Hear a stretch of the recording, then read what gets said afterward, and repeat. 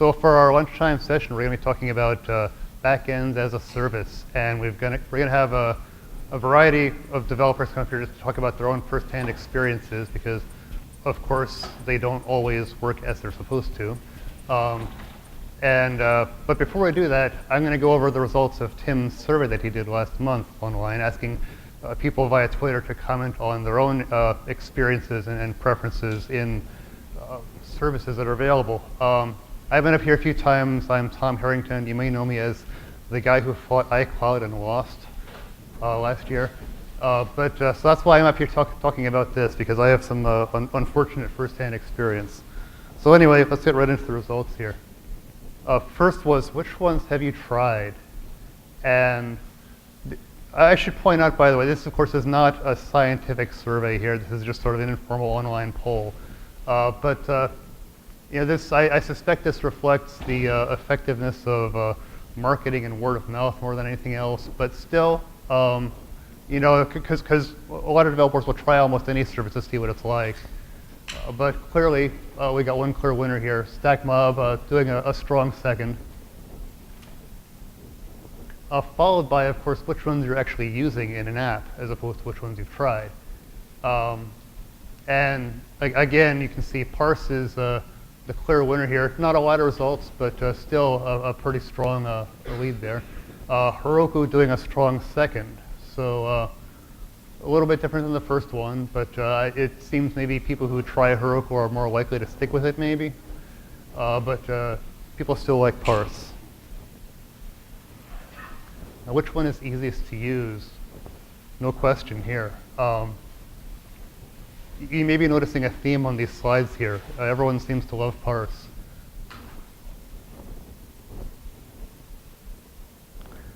Just reliability and scaling, again, no contest. I haven't used Parse much, but it's a clear favorite here. So definitely worth checking out according to results we get from the poll here. Best opportunities to make money was an interesting one. Again, a clear winner here on the top with Parse. After seeing Evan's discussion earlier, I wonder if perhaps people responding to this have different ideas about how they're going to make money than perhaps their own customers, perhaps Evan's customers see as far as how they can make money. So it sounds like there's lots of possibilities with Salesforce, but maybe that doesn't reflect the people responding to this poll for the types of businesses they're in. So the clear winner, again, in every category, again, not scientifically valid, but over and over again, every category that came up, there was a clear winner, and it was the same one every time. There were a few related questions not tied to a specific service. One was, how important is core data? And I sort of took this, I don't know what people were thinking exactly, but my read on this was that it's not necessarily core data, it's more about do you have the option for storing structured data in some kind of format as opposed to syncing files and dealing with that. So for example, Dropbox's data, their restructured API might be appropriate for this as well. Clearly, it's useful for a lot of people, and not necessary for everyone, but for a lot of people. So kind of not quite evenly split here. This one, the question was, how important is it that the framework be open source? And most of the people seem to like it. A few don't care. I'm not sure what to make out about the one on the bottom there, the negative. I'm not sure. The people who gave that response didn't leave any comments, so I really don't have no insight into what they were thinking. I'm not sure why you would be opposed to it being open source. I mean, maybe you think they'll have secrets that they don't want to reveal or something. I'm not sure. But anyway, it seems that those services that do have an open source framework are going to get a little more positive reception here.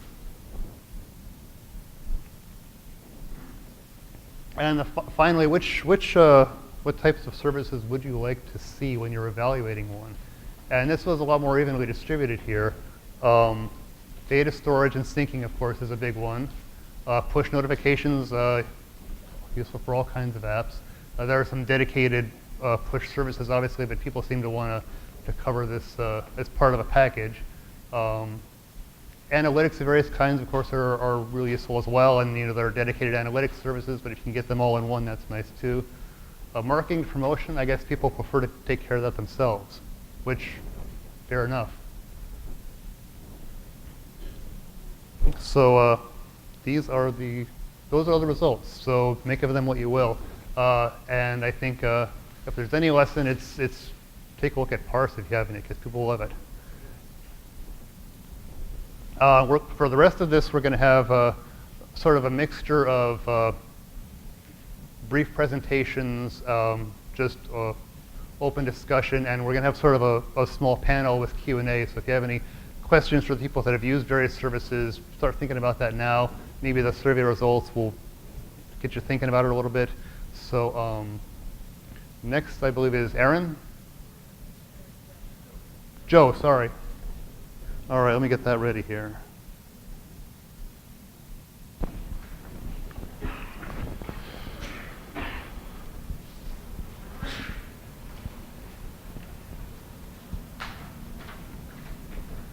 Oops. Can you use this if you don't have to put them on screen?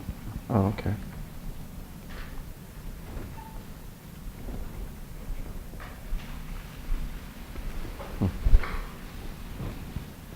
Cool. Can everyone hear me? Excellent, excellent. So today I'm going to be talking about sort of the best way to, the way I would approach actually choosing a service as a backend service for my app or for the website. Oh, that didn't work.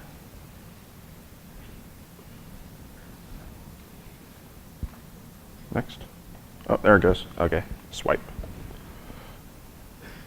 So basically, we're going to be going over the what, why, and who backend services.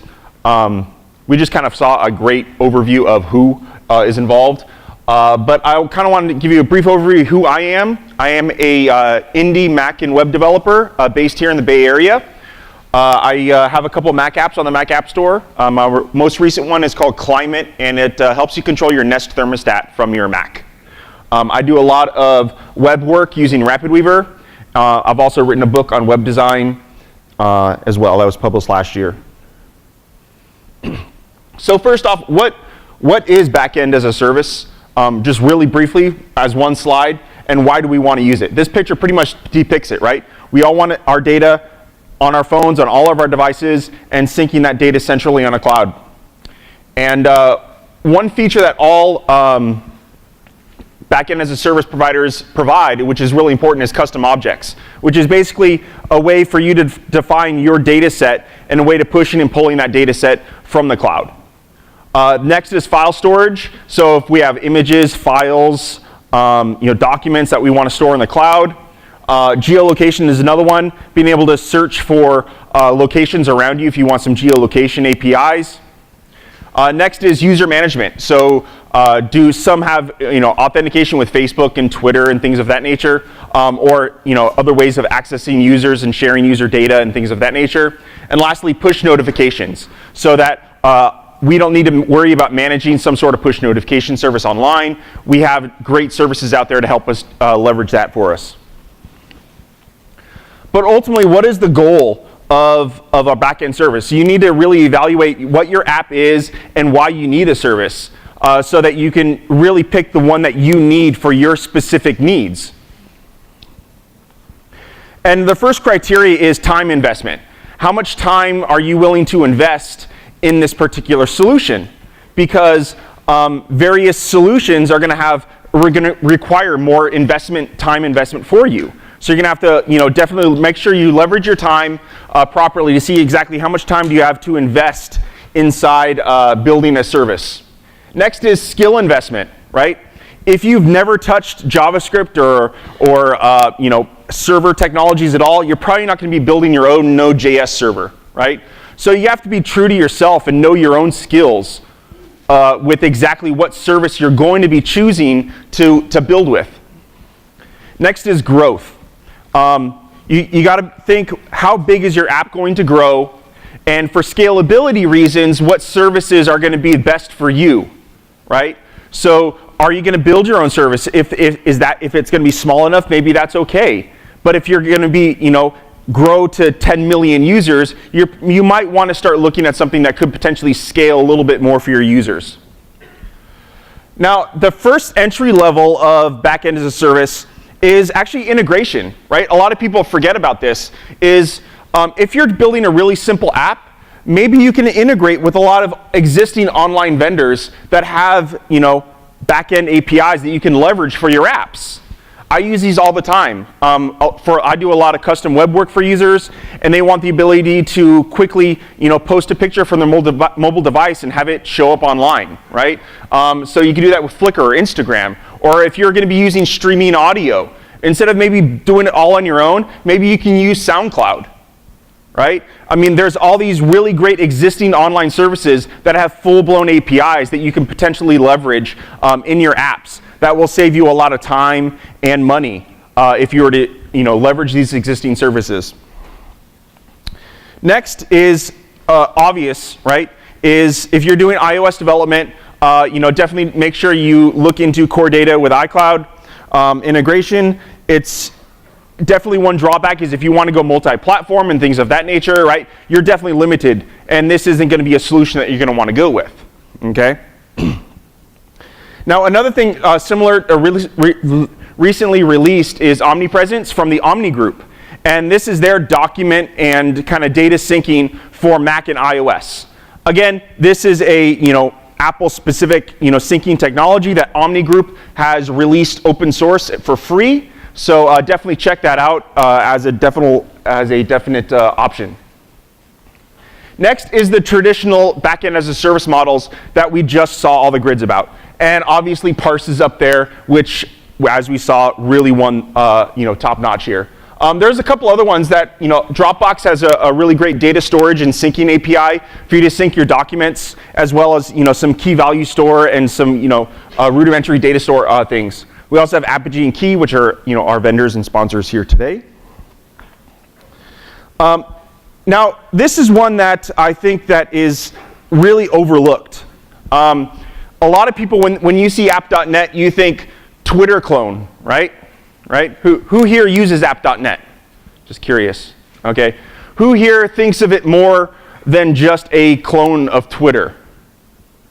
Okay, cool. So for those of you that don't know, here's a few samples of some apps that have been released this year that leverage app.net's backend infrastructure that have nothing to do with being a stream of messages. Okay, Faved was a great service released this year that's pretty much like an Instagram. It was Instagram built using app.net's backend, right? Faved doesn't need to host their own servers. They don't need to scale their own images. It's all done. The entire infrastructure is built on app.net's backend. But the app and the web services built around Faved all leverage the backend of app.net. Sunlight was just released this past few weeks ago. I think it was a month ago from Manton Reese. And that's a great way. It's a travel journal. So you can take images and journal all of your travels and your adventures, whatnot. And that completely all leverages all of the backend infrastructure of app.net. It doesn't have anything on its own. And what's great about app.net is you also get a huge online ecosystem of a social ecosystem. So, basically, you can tie into potential other apps as well that also leverage app.net's backend infrastructure. So, I think this is a new option that's definitely come up in the past year and a half that people should look at. The final thing is do it yourself.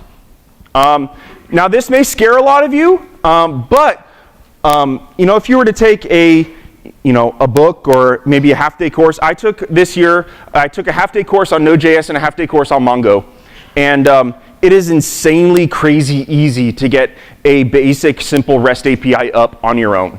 I mean, it really, really is. So if you are kind of scared of some of the online traditional services and you want to build your own, it really isn't as difficult as you think it would be. Especially with Node.js, its new APIs, building a REST API could be done in like an hour or less. I mean, it's really, really, really simple. And at the bottom here, I point out Windows Azure. I say almost because they do leverage MongoDB and Node.js, but they kind of have their own little GUI skin to it, so it makes it a little bit simpler. So it's kind of a quasi do-it-yourself project. So in summary, we want to evaluate your time, your skills, and your growth opportunity of your app. Okay, and based on what you measure there, determine whether or not you can use an integration, the services, or build your own. So thank you, everybody. I hope this was helpful for you. I'm Joe Workman on all the various social networks, and my website is joeworkman.net.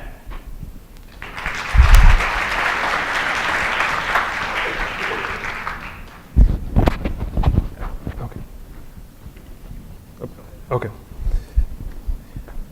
I'm not fancy, I don't have slides, so I'm just going to talk really quick.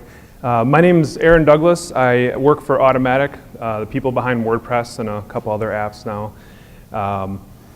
Throughout my career, I've dealt with data synchronization, both in web apps and also devices. I'm one of those people who like to Parse. It's actually my new favorite technology. I'm kind of on edge about Parse though, because they were purchased by Facebook, so I'm still on the fence. But some of the things that I've found, no matter what technology that we've used with synchronization, is that if you think that you can write your own synchronization algorithm and get it right, you're probably wrong.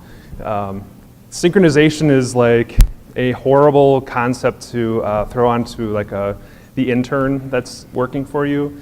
And if you think you can just compare dates and say, well, the last one wins, it's really great to start out with that.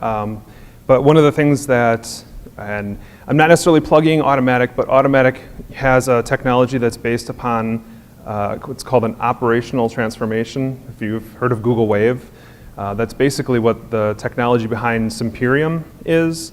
Simperium is what SimpleNote uses, and I've started using it in my own personal apps, and it hooks into core data, and it handles the synchronization across platforms, and it's kind of a lot of magic, but it's pretty cool. Check it out. I will usually do a core data stack and an application, and then write my own code to do remote calls, because I don't necessarily want to have the remote calls part of the interface itself. It's kind of something that happens in the background, and NS incremental store can be a good backend switch out for that. But Simperium is actually going to be in the new WordPress app in version 4.0. We are actually going to be abstracting all of our API calls to the really horrible WordPress XML API and putting Simperium in between. So instead of saving something in core data and then trying to do a block call to the XML API, Simperium is going to handle that, and all the calls will actually happen on the Simperium server. So a lot of different options, but I can definitely say that sync is the #1 thing that you will get wrong in your application. And the other thing that I can suggest is that make sure you're handling dates correctly.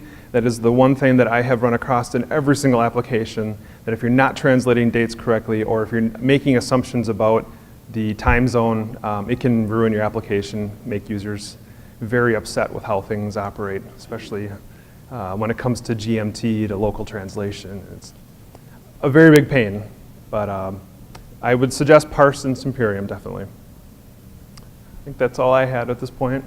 I know we're going to have a discussion. We have one more person coming up. Thank you very much, Bart. I get to use the fun mic. Yeah, let's get you on the screen here.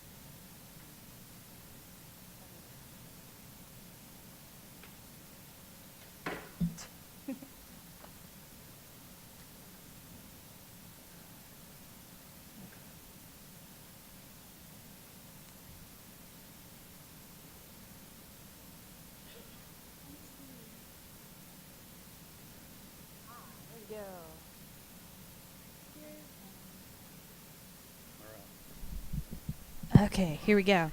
So my name is Michelle Totolo. I'm going to give a very, very brief, little bit of a deeper dive into SDKs and kind of what I look for when I'm looking at one of these backend as a service companies. I spoke yesterday. I work for a small mobile shop here in San Francisco. We do apps for clients, so I've evaluated a lot of these services, though I haven't actually implemented them in production for many reasons, which you can ask me about later. I also am a CocoaPods core team member, and I organize for a couple meetups here in San Francisco, including Women Who Code. So I'm going to talk a little bit about backend as a service SDKs, because obviously as app developers, our primary interaction with these services are going to be through the code that we include in our app from theirs, that's provided by them. So kind of pro-con kind of thing, SDKs make integrations really easy. One of the reasons why I think Parse is so popular is because they have really great user guides, they have really great documentation, and they have a fairly robust SDK. So you can go through and really quickly and easily get Parse up and running. I have one friend who's won like 3 Parse prizes at hackathons because, you know, she just finds it so easy to go through and use it and then have a really great app that actually connects to the internet, which apparently is impressive during hackathons. So if you've done a hackathon, you know what I mean. So SDKs do make integrations really, really, really easy until it makes them hard. And what I'm talking about are syncing problems, the fact that I have to use your custom superclass for all of my models. Things like a lot of SDKs don't always interact well with core data, or they want you to use core data, and I'd rather not. And personally, I've evaluated a lot of these SDKs, and I personally don't really like them. I'm very particular about how I do my networking code. I'm very particular about making sure that things are performant and that I'm only requesting data that I need. And you don't always get transparency with these SDKs. A lot of them are closed source. So I kind of eventually run into a wall where I can't do what I need to do. So what you really need to do is evaluate what exactly you're going to be doing in your app. Are you going to be doing heavy data syncing? Are you looking for real-time data transfer? Or is it just, you know, like the Ren.io app, do I just need to refresh the data like once a day? Because those are very different needs, and each one of these SDKs is going to be able to provide a different level of service geared towards that. So phones are data-conscious consumers. A lot of APIs, especially when you're dealing with things like REST, just throw data at you all the time, and it's not always what you need. So you'll be getting this huge payload that has like 20 keys in it when you need like 3. And if you're doing that over and over and over again, yeah, a couple KB here and there isn't that bad, but when the user's sitting there bored on the subway and just refreshing your app over and over again, it adds up over time, because people do that. So being able to see transparently what kind of data is being sent from the server, and then making sure that you're actually using that data in the app and you're not sending over arbitrary bits is really useful. This is something that SDKs usually don't have as much control over as I'd personally like. I like going through and modifying my payloads and structures to make sure that things are optimized for me. And the last bit of advice is if you're evaluating something, check if it has access without an SDK. There's a lot of these services that they just want you to use their SDK and that's it. That if you want to, you know, try something using like curl or Postman or any of those REST clients that you can just try requests and see what you're getting back, you can't. Because they're doing things with headers and sessions and all this other authentication stuff, which is great, by the way, but occasionally I would just like to make an API call and not have to go through all of the stuff. Or if you are using an SDK that doesn't have core data support and you want to use core data, like you don't want to have to use their thing, have their models, and then maintain your own separate model structure because they're like, oh, you have to inherit from Parse's data model when you really want to inherit from NSManage object. So those are my tips when you're looking at SDKs. Thanks, and Tim. All right, thank you. So for the rest of this, as I mentioned, we have sort of a general open panel and Q&A with the audience. So if you have any questions about either general questions about using a backend service or specific questions about any of the services that have been mentioned by our speakers, this would be a great time to bring them up. Yeah, right over here. Could you wait for the microphone? Sorry, I just want to make sure we can hear. Is that on? Yeah. So looking at connecting to corporate data, Salesforce, Oracle, whatever, looking for enterprise data connectors where you can connect into somebody's legacy Oracle table and you can connect to their Salesforce table and you're going to get the synchronization. Who's doing that? I see people talking about it in the market. They all look very expensive so far. I'm just wondering if you guys have any insight on that. I haven't used the connector from the provider to do things like that. The last major enterprise app that I worked on before Automatic was for Generac, the power systems. And they had a very poorly designed API to get into their CMS system. I think the guy was actually hand coding the JSON, so like all of a sudden I had single tick marks instead of double quotes. So that was fun. But we ended up using, for a demo which they didn't decide to go with, was using Parse in between. So using the JSON APIs, like Michelle was talking about, I told them, you need to get the data into Parse, and then our app will talk to Parse and we'll have sanitized data coming down. And it's really easy to do that with a lot of API providers. Like cloud code is what Parse calls it, if you want to have business logic there. But I don't know, anybody else has experience? No? Definitely, as you're saying, getting into your data into a common format, such as JSON, which I think is a fabulous common format, is definitely key. So, definitely make sure that, on this side, on the Oracle side, you got something that's going to transfer it into JSON, and then, that way, that's kind of why I like I said, Node.js and Mongo. What's cool with that solution is it's JSON from the database all the way down to the front end, right? So that's a really cool solution. That doesn't help you in this case, but definitely, I like JSON as a data transfer format. It's clean, it's easy, it's human readable as well. So it's nice. One little follow-up. The problem that you're going to run into when you do like an Oracle data connector is that if you have business logic in like stored procedures and you have all of that, you need to make anything that you do with mobile be totally stateless. So you have to replicate a business process on the device. If you need to share that with a different platform, then coming up with like C-based libraries for business logic or have a rules engine, there's something that you have to do to stabilize your business rules. Relying upon the remote call to do all the business rules is great for validation, but for actually like shuttling a transaction through, it's when you don't have a network, then all of a sudden now you're wondering, what am I supposed to do? I wonder if any of these services are particularly apt when you have, as a transport layer or whatever, or a conversion layer, when you have SOAP web services that are a lot more heavyweight and not factored the way you want them to kind of combine them or orchestrate them or just get them into JSON or whatever. So my experience with Generac was that they were using SOAP before they tried doing the hand-coded JSON, and that's why I pushed them towards Parse. Yeah, native mobile clients like on iOS, you don't really have a lot of easily built-in support for SOAP. So you're going to be doing all of your network calls over HTTP unless you're going to go with something third-party, because it's not really there. So definitely, it will make your life a lot easier if you do have some sort of man in the middle changing the SOAP requests into the HTTP. Okay.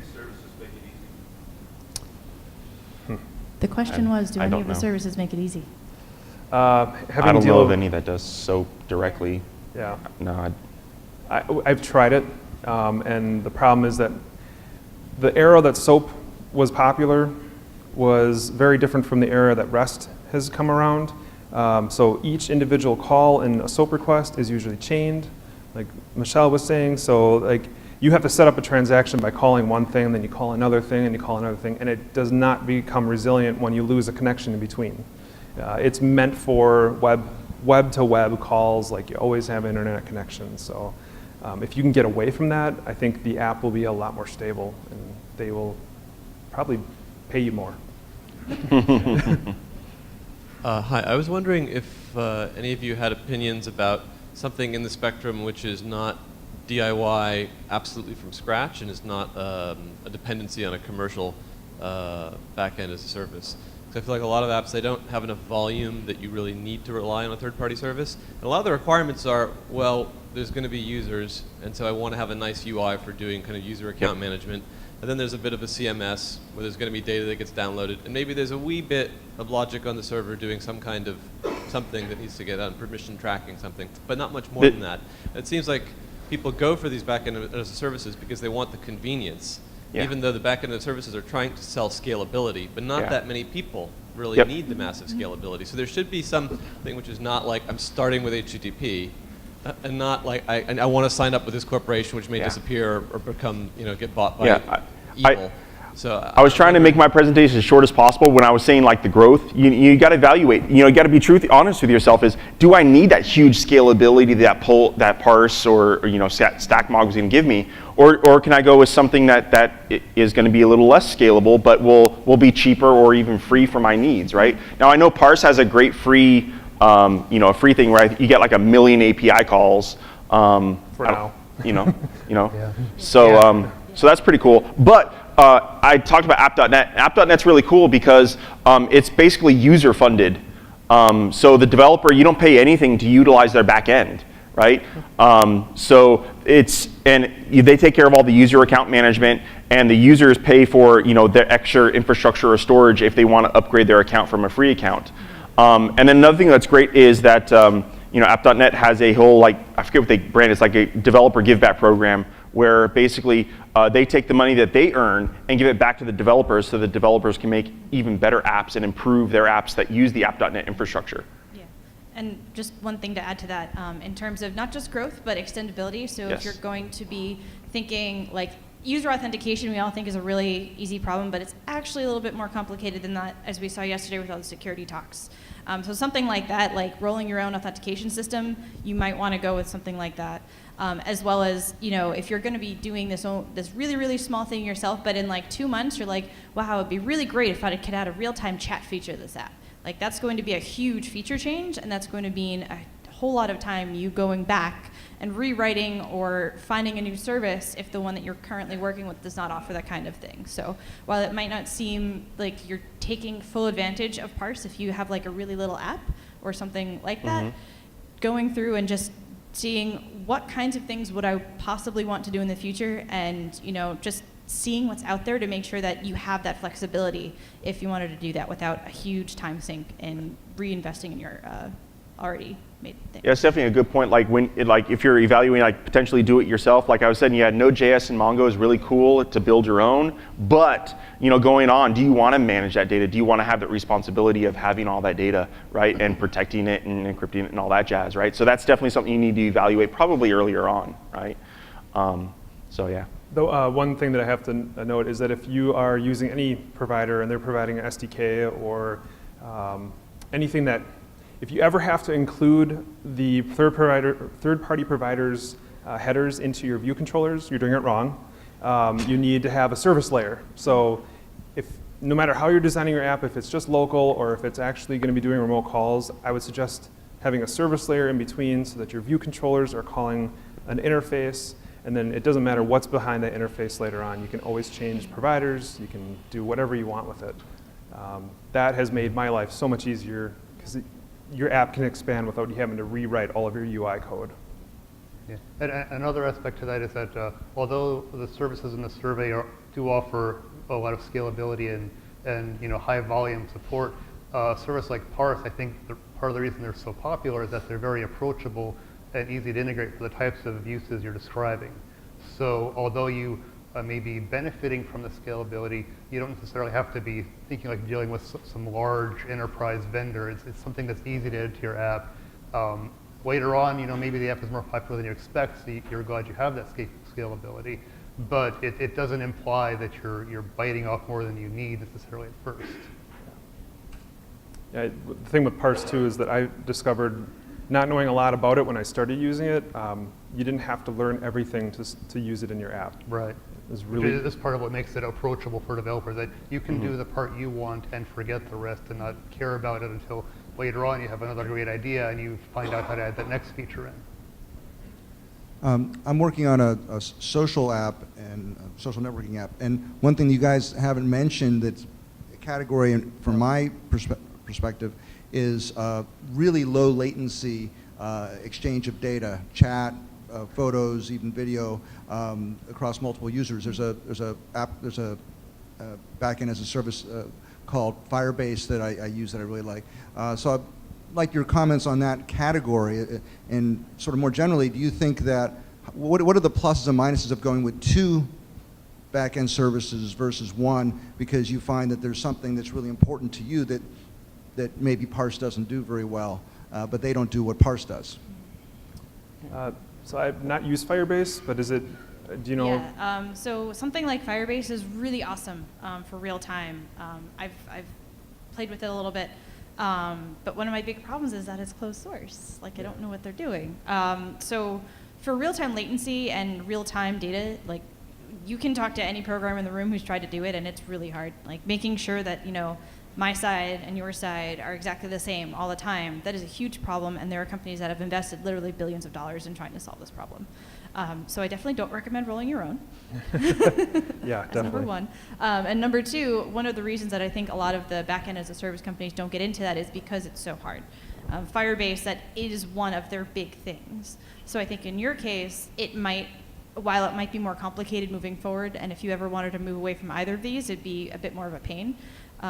But if you're finding that Firebase does everything, or like if you can use Firebase for everything, definitely. Like if you can have just one, absolutely that's the best way to go. But if you're finding yourself needing some functionality from one, some functionality from another, it's kind of a cost-benefit analysis. How long is it going to take me to find something else to replace it? You know, is there another company that can do 95% of what I want, and I can alter my features a little bit? Can I do polling instead of sockets? There's all these sorts of things you need to figure out in terms of how you want the user to actually be using the app. Like, do you want there to be a little chat bubble when someone else is typing a message to you? So it's figuring out features and then figuring out what kind of technical debt, essentially, you're taking on and kind of where you see this going. Like, is chat going to be the thing? Is it really that important? Sounds like it's pretty close to what Simperium does with the operational transform. So I would suspect that Apache Wave is probably in there somewhere. So if you are looking to roll your own eventually, maybe even just looking at Apache Wave, it's an open source project now, and there's some pretty cool stuff in there. There's a lot of mathematicians that spent time working on that. And I know that Simperium is open source up to a point. They are eventually going to allow you to roll your own server to attach on to the Simperium network so that you can share buckets, but it's way over my head. I don't trust it enough yet to put it into one of my own apps as a separate party developer. I mean, I work at Automatic so they can fix things on the fly, you know, but for me to do my own stuff, I would feel risky using somebody that was completely closed source. Okay. So if you had a hard requirement of using core data, which of these services would you recommend? Because I've personally played with Simperium and Helios, which is the Heroku sort of backend, you know, SDK, and I've not been satisfied with either of them. So if you guys have any recommendation for core data specifically. Core data freaks me out when you start replacing things. I love core data. I came from an enterprise Java background, so I came from Hibernate and Ibatus.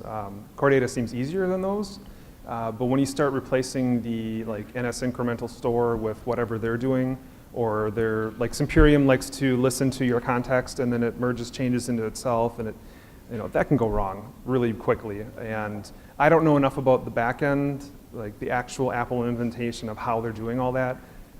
That's why when I used Parse, I had a separate routine that watched for changes, and at a safe time, I would synchronize those changes. But if you need instant changes, instant sync, then if you try rolling your own, I think it gets risky. That being said, projects like Simperium, if you are having problems, do reach out to the providers that you're dealing with. Parse is really perceptive to things.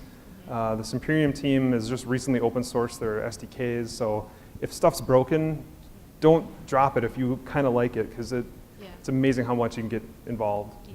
And just to reiterate on a point that Aaron said in the previous question, if you are going to be using one of these SDKs and say they have robust core data support, I can't remember any off the top of my head, but I'm sure there are some of them that do.